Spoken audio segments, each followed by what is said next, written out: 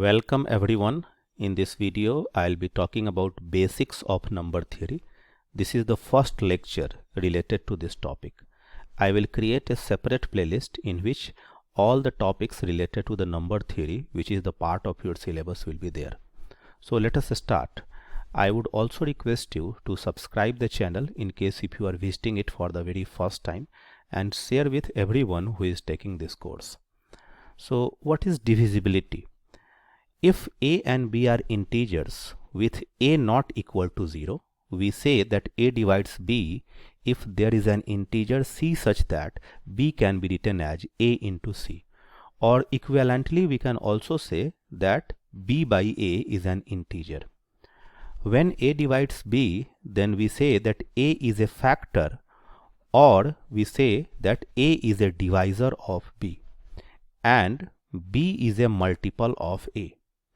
We use the notation a divides b like this, and I hope you have seen that there is a difference here.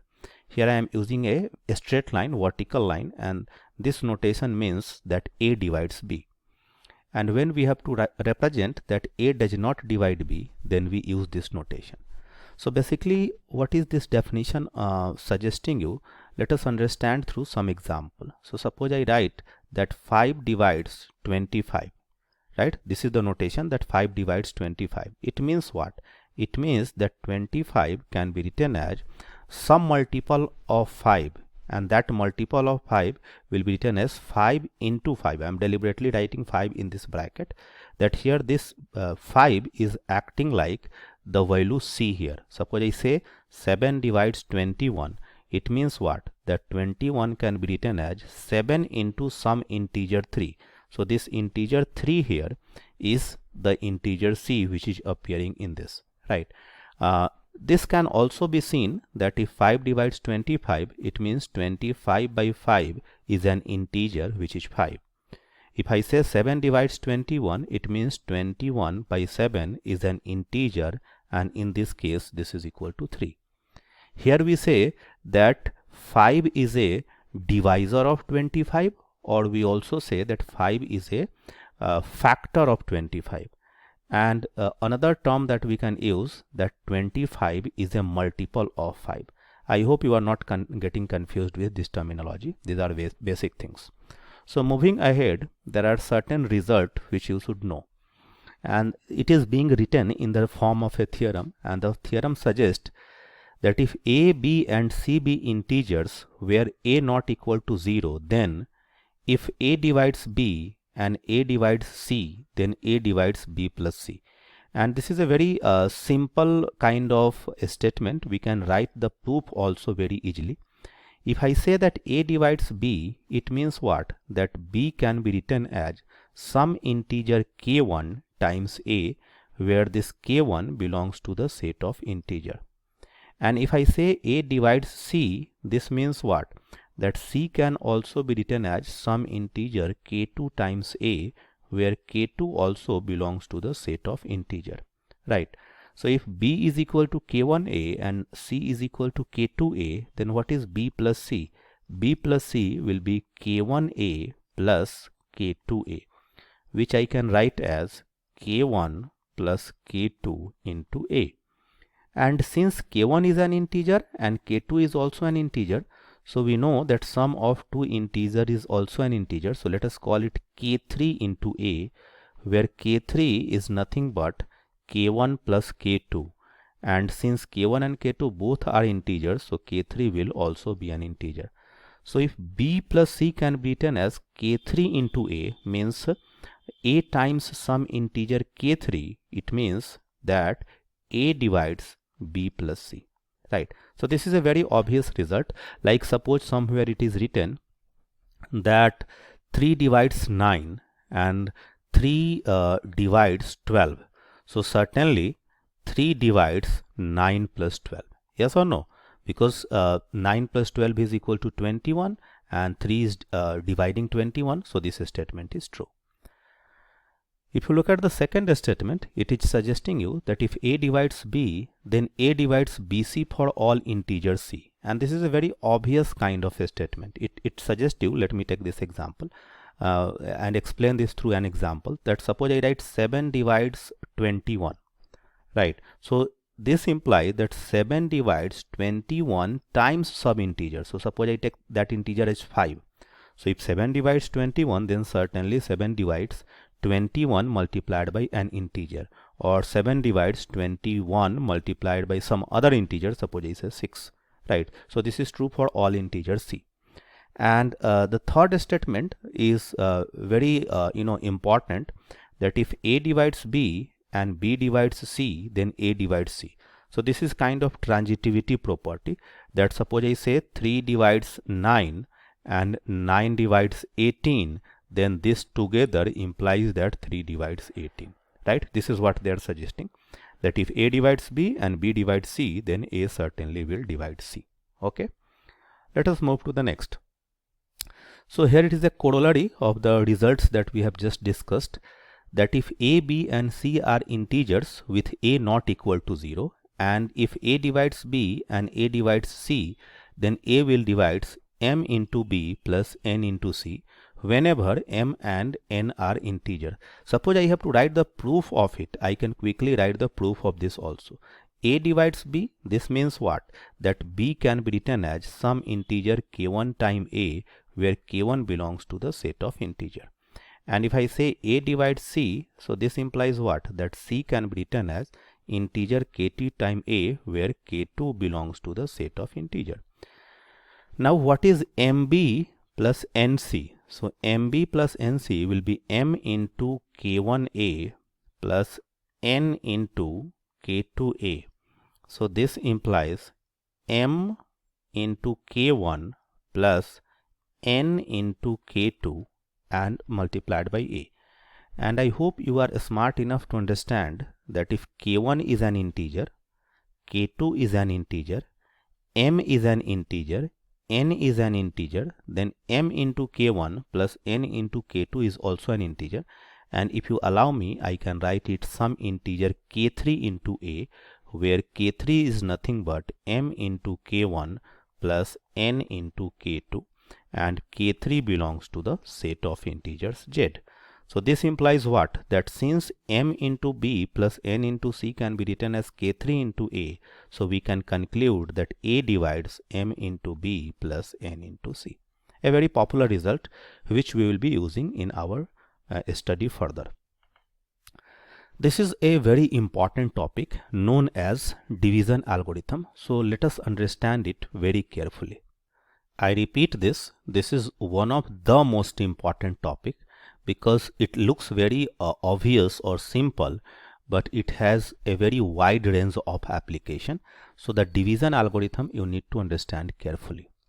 So suppose A be an integer and D be a positive integers. Okay, A is any integer. I am not putting any restriction on A, but I am suggesting that D is a positive integer. Then there are unique integers Q and R with the property that R can take its value in this interval 0 to D, such that A is equal to TQ plus R, right? R can vary between 0 to D, and R can take any value between 0 to D. What does this basically mean? This basically means this, that suppose I say any integer, suppose I say A is equal to 23, right? And suppose I take a positive integer D that is equal to 5.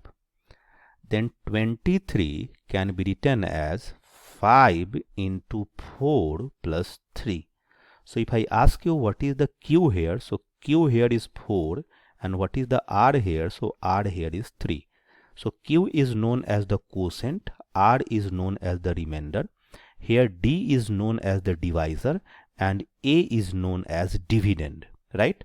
So another important point I want you to understand, that when you divide any number by a positive integer D, then the remainder will always take the value from 0 to D, right? So it is, let me write it again. I'm saying that R can take the value which will be either greater than or equal to 0 and less than D. It means what? That if I divide something by 7, right? If I divide something by 7, then remainder can take what value? Remainder can take the value 0, remainder can take the value 1, it can take value 2, 3, 4, 5, 6. So remainder can take the value from 0 but less than t, right? So if I'm, for example, if I divide something by 4, so what is the value that the remainder can take? The remainder can take the value 0, 1, 2 and 3. It is not possible that if you divide something by 4 and remainder is 27. Not possible, yes or no? Because 27 can be written as different multiples of 4. Okay, so here let us talk about the terms which I already have explained to you, that in the division algorithm I just told you that D is called the divisor, A is called the dividend, Q is called the quotient and R is called the remainder. And we use a different notation, that whenever I write the quotient, I can represent the quotient Q as A divide D, right? So suppose I have to write 23 divide 5. So this is the value what? This is the quotient value, that is equal to 4. If I write 17 divide 3, so this is equal to how much? 6. Because no, not 6, it will be equal to 5, because you know, if you take 3 into 5 is equal to 15, so the value will be 5. If I write suppose 19 divide 6, so that value will be equal to 3. So the quotient value is represented as A divide B, and remainder value is represented as R is represented as A mod D. So suppose I write 23 mod 5. So it means what? It is the remainder which we obtain when we divide 23 by 5. So that value is equal to 3. If I write 19 mod 5, so it means what? That it is the remainder which we obtain when we divide 19 by 5, and that is equal to 4, right? So here we have two quick problems. Let us look at this. The first example is that what are the quotient and remainder when 101 is divided by 11? So if I write 101, 101 can be written as 11 into 9 plus 2, right? So what is the quotient? Quotient is 9, and what is the remainder? Remainder is equal to 2. The second part, lot of a student will make mistake. If I write what are the quotients and remainder when minus 11 is divided by 3, and I repeat it, lot of people make mistake here, so listen carefully. So if I write minus 11, I have to write it 3, that is the quotient, that is the divisor, multiplied by the quotient term, that is equal to minus 4, and plus the remainder term, that is equal to 1. So what is the quotient here? The quotient here is minus 4 and remainder here is 1. What is the mistake usually you make? The mistake that you usually make, that if I ask you that how will you represent or how will you divide minus 11 by 3, so some of the student will write minus 11 is equal to 3 into minus 3 minus 2. But this is wrong. This is not correct. Why it is not correct? Because if I am dividing any integer by a positive integer, what is the positive integer here? The positive integer here is 3. So if I am dividing something by 3, the remainder can take the value from 0 to 2, 0, 1 or 2. It can't take the value minus 2. If you look at, if you write the expression like this, it suggests you that quotient is minus 3 and remainder is minus 2. That is not permitted, right? Similarly, let us take one more example quickly. Suppose I have to divide minus 23 by 5. So how I have to write? I have to write minus 23 is equal to 5, not into minus 4, 5 into minus 5. So it will become what? It will become minus 25, and then I have to add 2. So what is the quotient here? The quotient here is minus 5 and the remainder here is 2. Don't make the mistake of writing minus 23 as 5 into minus 4 minus 3. That will be a wrong thing to do. Okay. So I hope you are getting the points. Okay. So what we are going to discuss next is the modulo. and this is one of the most important concept in number theory, and it has a wide range of application in cryptography and cyber security as well. So first of all, look at the definition. Let a and b are integers and m is a positive integer. Then a is congruent to b modulo m if m divides a minus b. And the notation that we use to represent that a is congruent to b modulo m is this. This is how we represent it. And when a is not congruent to b modulo m, this is how we represent it. Basically, what it tells you that, let us understand through one example. I am saying that a is congruent to b modulo m. It means what? It implies that m divides a minus b. So for example, I can write 23 is congruent to 3 modulo 5. Why? Because 5 divides 23 minus 3, that is equal to 20, right? So we can write 23 is congruent to 3 modulo 5, right?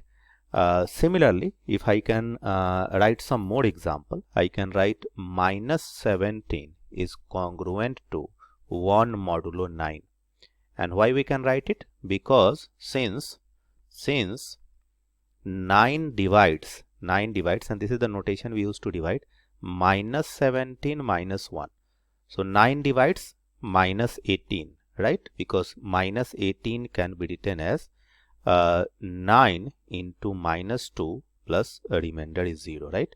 So minus 17 is congruent to 1 modulo 9. We can take more examples. Suppose I can write 31 is congruent to minus 4 modulo suppose I say 7. Why? Since 7 divides 31 minus 4, 31 minus 4, so 35. So 7 divides 35, so 31 is congruent to minus 4 modulo 7.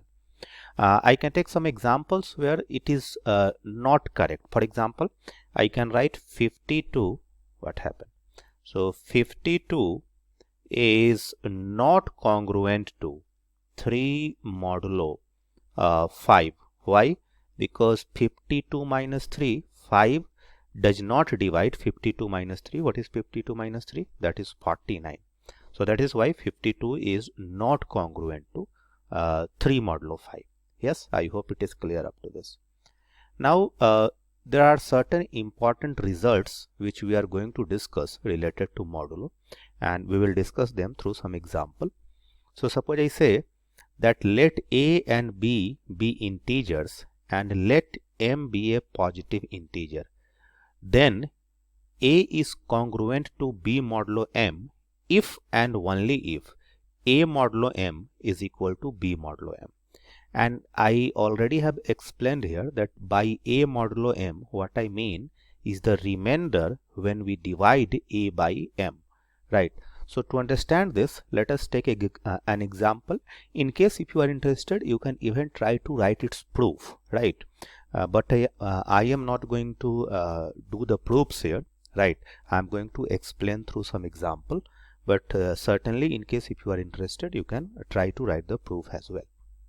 So suppose I take one example, that is 129 is congruent to 4 modulo 5, and it is correct because 5 will divide. Why? Because 5 divides 129 minus 4, that is 125. Okay. Now as per this result, what it is suggesting? It is suggesting that if I write 129 modulo 5, so 129 modulo 5 is what? It is the remainder when 129 is divided by 5. So I hope that you can clearly see that the remainder here is 4. And what is 4 modulo 5? So if you divide 4 by 5, then also the remainder is 4, because the quotient term will be 0, right? Because 4 can be written as 0 into 5 plus 4. Yes or no? So in both the cases we have noticed that as per the requirement of the theorem, that if 129 is congruent to 4 modulo 5, then 129 modulo 5 is equal to 4 modulo 5, and that is equal to 4. And this is other way around also. When I say it is other way around also, because that is an if and only if condition. Because suppose I take this example, that 83 modulo 10. So 83 modulo 10 you can clearly see is equal to 3, because if you divide 83 by 10, the remainder will be 3. And if you write 33 modulo 10, then also it will be equal to 3, because if you divide 33 by 10, the remainder will be 3. So here A is 83, B is 33, and A modulo M, and M I am taking, so let me write it. A is 83, B is 33, and M is 10. So if this both are same, this is 3 and 3, both are same. So in that case, A will be, means 83 will be congruent to B, that is 33 modulo 10. I hope it is making sense to you. Now moving ahead, this is a very important result, and it is obvious, I think, based if you already have understood the property of modulo. I hope you will be able to visualize this. So what it is suggesting, that if let M be a positive integer, the integers A and B are congruent modulo M if and only if there exists an integer k such that A is equal to B plus Km. Why it is so? Suppose I say A is congruent to B modulo M. So what it implies? It implies that M divides A minus B. And if M divides A minus B, it implies that A minus B can be written as some integer k times M, where k belongs to the set of integer. So this clearly shows you that A is nothing but B plus k times some integer, M times some integer k, where k belongs to Z. Okay, so A can be written as B plus k times M, where k is some integer. Similarly, if I say that if this is true, I hope you understand the if and only if condition. If this is true, then it implies this. But if I take A is equal to B plus Km, then this means what? Then this means that A minus B is equal to Km, right? And this means that M divides A minus B, where k is because A minus B is equal to Km, and k is an integer. So that is the definition of divisibility, that if A minus B can be written as some integers times M, then we can conclude that M divides A minus B, right? So here both if and only if condition are true. To understand that, suppose I take a very simple example. We know that 27 is congruent to 2 modulo 5, right? Because 5 divides 27 minus 2, that is 25. So this implies what? That this implies that 27 can be written as A, that is equal to this A means A is 27, that can be written as B, which is equal to 2 plus K, so some integer 5, and here M is also 5, so I can write 5 into 5. So 27 can be written as 2 plus 5 into 5. So this is what this result is suggesting. Very obvious result, but important. This is a interesting result, because we will be using this result quite frequently in our future course of study, and I would suggest you that you should try to write a formal proof for this result using the properties of modulus. So let M be a positive integer, and if A is congruent to B modulo M, right, and C is congruent to D modulo M, then it implies what? It implies, both of them together implies, that A plus C, here I add them like A is added to C, so A plus C is congruent to B plus D modulo M, right? B plus D modulo M. So here I added them term by term. A here is added to C, B here is added to D. And this also implies that A into C is congruent to B into D modulo M. And not only this, I think it is not written here, but as we can clearly see that if A is congruent to B modulo M, right, and suppose I write this statement again that A is congruent to B modulo M, and using the property that A into A means A square is congruent to B into B, that is B square modulo M. So this can be generalized also, and we can write that A to the power k, if A is congruent to B modulo M, then A to the power k is also congruent to B to the power k modulo M, right? So these properties are interesting. To understand this, let me take some quick examples, and let me change the color also, so that if I write here in this side, it looks clear to you.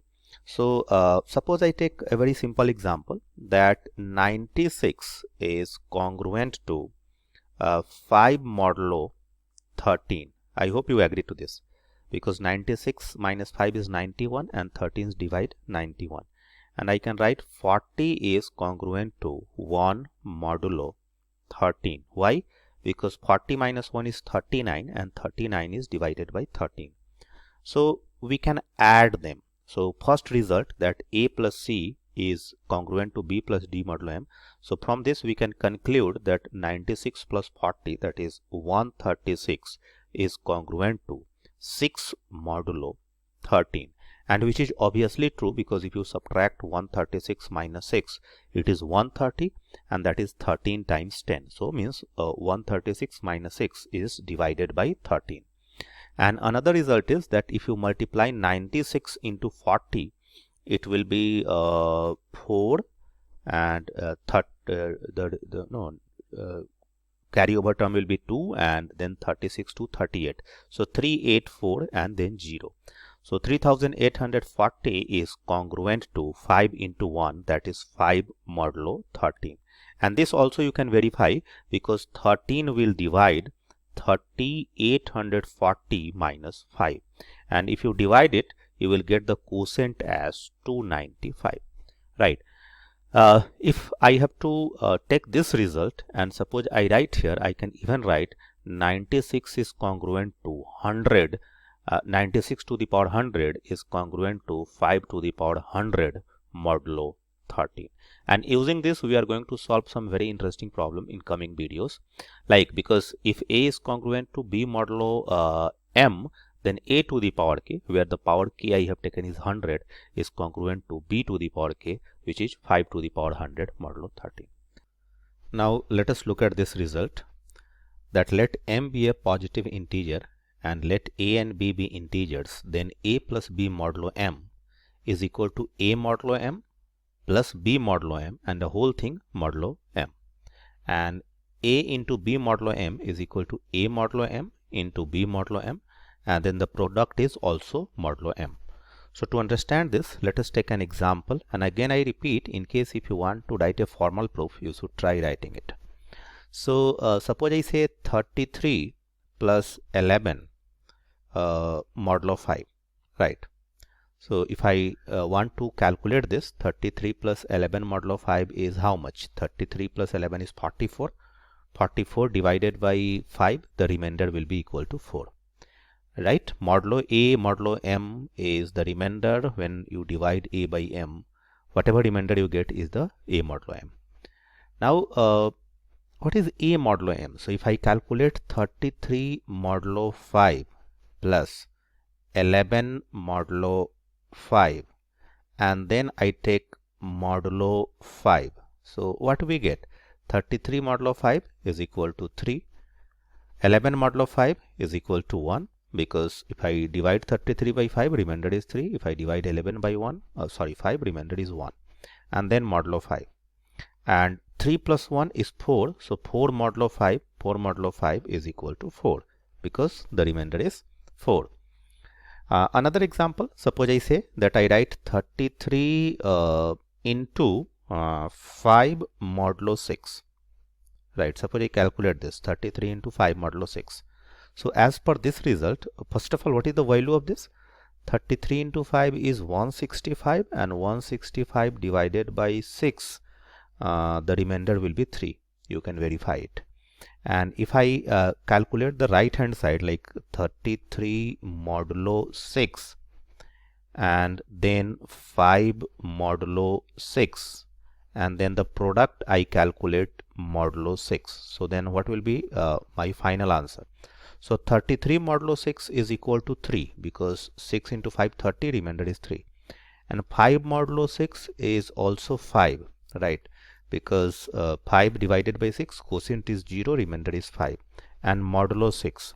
So 3 into 5 is 15, 15 divided by 6, what is the remainder? The remainder is 3, because 2 will be the quotient, 6 into 2 is 12 plus 3 is 15, so 3 is the answer. So we have verified that this result and this result both are true. Now this is one interesting thing that I want to talk about, that is arithmetic modulo m, and how it is defined. You can go through these details. That suppose we take the set of integers which I define as zm, and what is zm? Zm is the set of non-negative integer less than m. So for example, zm is 0, 1 up to m minus 1. If I ask you what is z7, so it should be like 0, 1, 2, 3, 4, 5, 6. If I ask you what is z5, so it is all the non-negative integer, means we have to take 0, 1, 2, 3 and 4. We can't take a negative integer, we have to start with non-negative. 0 is a non-negative integer, and up to m minus 1. So here it is 5, so we have taken up to 4. Here it is 7, so we have taken up to 6. And we define something called addition modulo m, so which we represent by this symbol. Here it is written plus, but usually when we write it, because when I'm typing it, it is like easy to keep this notation, but while writing we prefer writing this addition modulo m. So if I write a plus b addition modulo m, that is what? That is defined as the a plus b modulo m, right? And how the multiplication modulo m is defined? It is defined as, and here also I put it like this. When we type it like this, but while writing it is better to write it like this. So we can define it is a into b modulo m. So to understand it, let us quickly take 2-3 example. So suppose I ask you that calculate for example 7 plus 2 modulo, sorry, just made a mistake here. I wanted to write, let me repeat it. So I write 7 and plus 5 2. What does that mean? That I have to take 7 plus 2 modulo 5. So if I calculate this, how do I calculate this?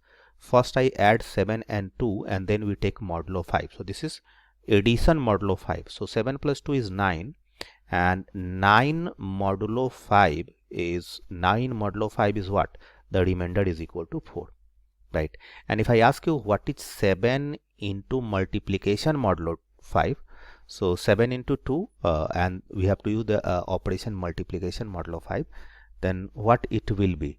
It will be 7 into 2 is 14, and 14 if I divide by 5, remainder will be equal to 4, right? 7 into 2 14 divided by 5, remainder will be equal to 4. So let us understand it through this 2 example. Suppose we have to use the addition and multiplication modulo in ZM to find this. So first we have to calculate 7 plus here the addition modulo 11. So 7 plus addition modulo 11 and then 9. So 7 plus 9 addition modulo 11. So how should I calculate? This is 7 plus 9 modulo 11. So what will I get? 7 plus 9 is 16. 16 modulo 11 is equal to 5. And if I ask you 7 into 9 multiplication modulo 11, 7 into 9 multiplication modulo 11. So 7 into 9 is 63, and 63 divided by 11. So let me write it. It is 7 into 9 modulo 11. So it is 63 modulo 11. And if I divide 63 by 11, the remainder will be equal to 8. So this is how we calculate the addition and multiplication modulo.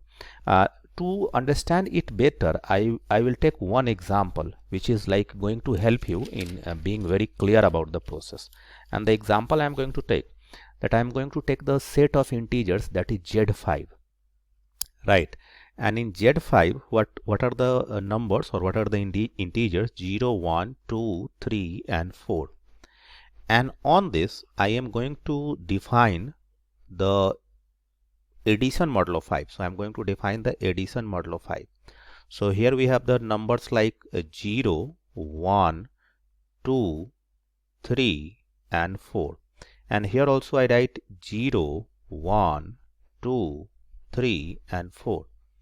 And if I calculate what is 0 plus 0 addition modulo 5, so that is equal to 0.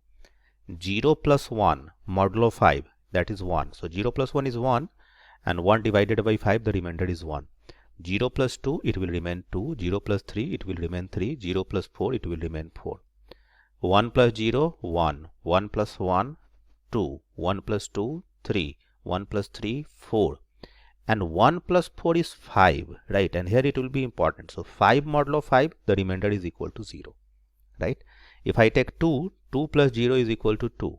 2 plus 1 is equal to 3. 2 plus 2 is equal to 4. And modulo 5 will give the same remainder, so that is why I am not talking about that. But here if I take 2 plus 3, 5, and 5 modulo 5 will give me 0. And 2 plus 4 is 6. 6 modulo 5 will give me 1, right? If I take 3 here, it will be 3. 3 plus 1 is 4. 3 plus 2 is 5, but 5 modulo 5 is equal to 0. 3 plus 3 is 6. 6 modulo 5 is equal to 1. And 3 plus 4 is 7. 7 modulo 5 is equal to 2. If I take 4, 4 plus 0, 4. 4 plus 1, 5. 5 modulo 5 is equal to 0. 4 plus 2, 6. 6 modulo 5 is equal to 1. 4 plus 3, 7. 7 modulo 5 is equal to 2. And 4 plus 4, 8. 8 modulo 5 is equal to 3. So I hope you have understood the modulo addition. And one thing I think you must have noticed, that when we are using addition modulo 5 on this set, all the operations are going to lie within set only. All the outcomes of the addition modulo 5. So we are not going beyond this set. So that is why we say that the set Z5 is closed under addition modulo 5. There is some very important mathematical concepts associated with that, but I am not going into that detail. And now suppose I want to define multiplication modulo 5. So how I will define it? I am going to take the same set here. So in multiplication modulo 5 also, we are writing 0, 1, 2, 3 and 4. And here I am writing 0, 1, 2, 3 and 4. 0 into 0, 0. 0 into 1, 0. 0 into 2, 0. 0 into 3, 0. 0 into 4, 0. If I am taking the modulo 0 modulo 5, the same answer will be there. So that is why I didn't explain there. 1 into 0 is 0. 1 into 1 is 1. 1 into 2 is 2. 1 into 3 is 3. 1 into 4 is 4. When I am getting a number less than 5, then using modulo will give me the same answer. So that is why I am not using the word modulo 5 all the time. 2 into 0, 2. 2 into 1, sorry, 2 into 0 is 0. 2 into 1, 2. 2 into 2, 4. 2 into 3, 6. But 6 is more than 5. So I have to take modulo 5. So I will get 1. And 2 into 4 is 8. 8 modulo 5, I will get 3. And if I take 3, 3 into 0 is 0. 3 into 1 is 3. 3 into 2 is 6. 6 modulo 5 is 1. 3 into 3, 9. 9 modulo 5 is 4. And 3 into 4 is 12. 12 modulo 5 is equal to 2. And if I take 4, it will be 0. 4 into 1 is 4. 4 into 2 is 8. 8 modulo 5 is 3. 4 into 3, 12. 12 modulo 5 is equal to 2.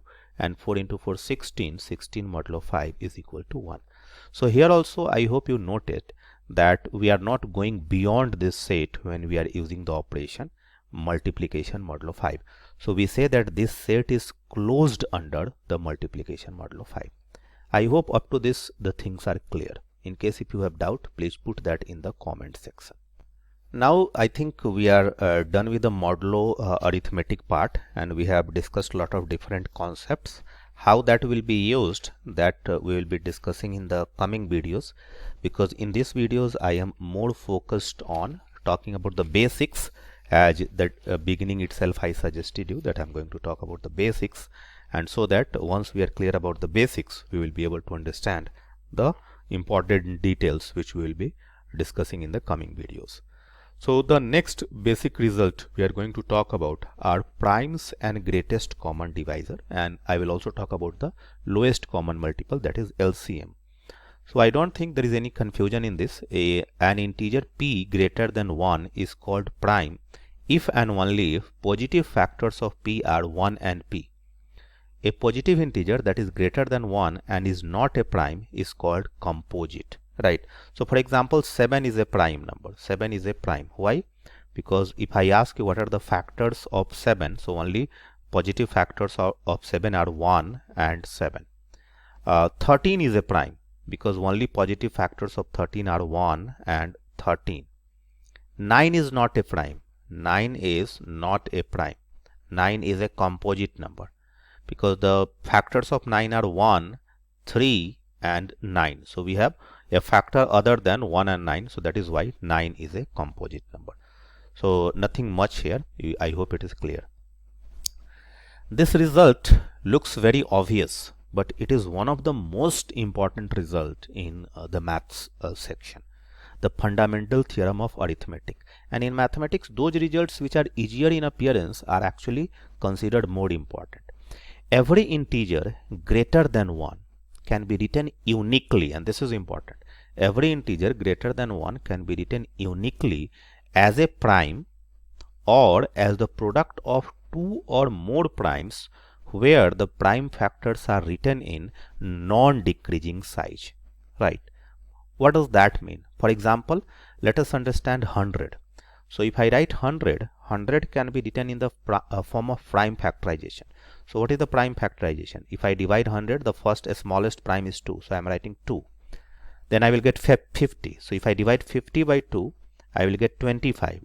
25 can't be divided by 2 or the next prime 3. So the next prime that I have to divide is 5. And then it will give me 5. So I got an expression that is 2 to the power 2 into 5 to the power 2. And here the way we have written it, it is in kind of decreasing order, means 2 2 5 5. So I can't write it 5 2 into 5 2 because that is what the requirement is, that we have to write it in non-decreasing order. So first we write the smaller one and then we write the bigger one. Suppose I take the number 641. So since 641 is a prime, I can write 641 just as 641. Okay. Next number is 999. So its prime factorization will be 3 into 3 into 3 into 37. So that is 3 to the power 3 into 37 to the power 1. And if I take 1024, this is its prime factorization will be 2 multiplied 10 times. You can see clearly that 1, 2, 3, 4, 5, 6, 7, 8, 9, 10. So this will be 2 to the power 10, right? So I hope you have understood what is the prime factorization and what is the fundamental theorem of arithmetic. It suggests you that any number can either be written as a prime number or it can be represented as product of two or more prime. So that is what I have done. This number was a prime, so it is just the prime number. Other were composite numbers, so other numbers can be represented as the product of the prime numbers. Now there is a very important result, that if n is a composite integer, then n has a prime divisor less than or equal to a square root of n. And using this result, we can prove this or answer this question. I repeat the theorem again, that if n is a composite integer, then n has a prime divisor less than or equal to a square root of n. So if I have to answer this question and if I have to use this result, how should I answer it? So suppose let me write the solution for it. What it is suggesting, that if 101, we have to prove that it is a prime number. So to prove that 101 is a prime number, I can prove that this is a prime number if I can show that it is not divisible by any number other than 1 and 101. Now suppose if I look at this theorem, it suggests you that if it is a composite number, then its a square root, that is 101, a square root of 101 will be less than 11. So it means what? that this number should have a prime divisor which is less than 11. So I need to check it. Can we divide 101 by those primes which are less than 11? So less than 11 primes are 2, 3, 7, right? And 5 is also there. So let me write 5 here and then 7. So clearly this number, that is 101, is not divisible by 2. It is not divisible by 3. It is not divisible by 5, and it is also not divisible by 7. And as per this requirement, it is suggesting that it must have a prime divisor which is less than or equal to its square root. So since it does not have any prime divisor which is less than or equal to its square root, so that is why 101 is a prime number. I hope you got this point. Let us quickly look at in the previous slide I was talking about the number 641, and suppose I have to check whether 641 is a prime number or not. So what should I do? I should take the square root of 641. So a square root of 641 will be less than what? If I take 25 square is 625 and 26 square is 676. So it is less than 26. Now just to verify this, I don't have to check by dividing this 641 by all the primes less than 641. I just need to check whether it is divisible by 2 or 3 or 5 or 7 or 11, 13, 17, 19, right? So these are the prime numbers which are less than 26 and 23 as well, right? So I need to just check that whether this 641 is divisible by these numbers. If it is divisible by this number, then 641 will be not a prime number, otherwise it will be a prime number. This is a very important result, and I suggest you that try to write its proof that there are infinitely many prime, and this is one of the problems which has interested mathematician for quite a long time, that what is the largest prime. And I would suggest you that search on internet that what is the largest prime known till date. It will run over, I think, in thousands of digits or possibly even more than that. So let us look for that. So actually there are infinitely many prime, means the point is that you can't identify that what is the last prime, and this is an ongoing quest of all the mathematicians, that they try to find the largest prime. Next is sometimes they ask the questions related to the Mersenne prime, that it was a kind of approach taken by different mathematicians, that they have worked on this problem of finding a general formula to represent the prime, and most of them have failed at this effort miserably, because till now we have not been able to find a general formula which represents all the prime. But Mersenne primes are known as those primes which can be represented in the form of 2 to the power p minus 1, where p is also a prime number. So if you look at this, 3 is 2 to the power 2 minus 1, so 3 is a Mersenne prime. Similarly, if you look at 7 can be seen as 2 to the power 3 minus 1, so 7 is also a Mersenne prime. Similarly, 31 is a Mersenne prime, 127 is a Mersenne prime. But 2 to the power 11 minus 1 is 2047. That is not a Mersenne prime, because 2047 is equal to 23 into 89. So the point I am trying to highlight here, that it is not needed, or kind of it is not guaranteed. Let me use this, rephrase my statement again. What I am saying, that it is not guaranteed that 2 to the power p minus 1 will be a prime. But if it is appearing in the form of 2 to the power p minus 1, then that prime will be known as the Mersenne prime. I hope that makes sense. Now let us talk about greatest common divisor and least common multiple, and in the coming videos we are going to talk about an algorithmic approach of finding the greatest common divisor. So what is the greatest common divisor? Let a and b be integer, not both 0. The largest integer d such that d divides a and d divides b is called the greatest common divisor of a and b. The greatest common divisor of a and b is denoted by GCD of a and b, right? I repeat it. that let a and b be integers not both 0. The largest integer d such that d divides a and d divides b is called the greatest common divisor of a and b, and the greatest common divisor of a and b is denoted by GCD of a and b. So for example, if I have to find what is the greatest common divisor of 24 and 36, so we can clearly see that 12 divides 24 and 12 also divides 36, and there is no integer greater than 12 which divides both 24 and 36. So GCD of 24 and 36 is equal to 12. Similarly, if I ask you what is the GCD of 17 and 22, so clearly there is no integer other than 1. There is no integer other than 1 which divides both 17 and 22, because 17 is a prime number. So only integer which divide 17 are 1 and 17, right?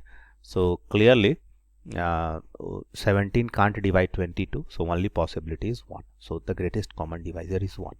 And those integers for which the greatest common divisor is 1 are known as relatively prime integers. So that is what the definition suggests here, that the integers a and b are known as relatively prime if their greatest common divisor is equal to 1.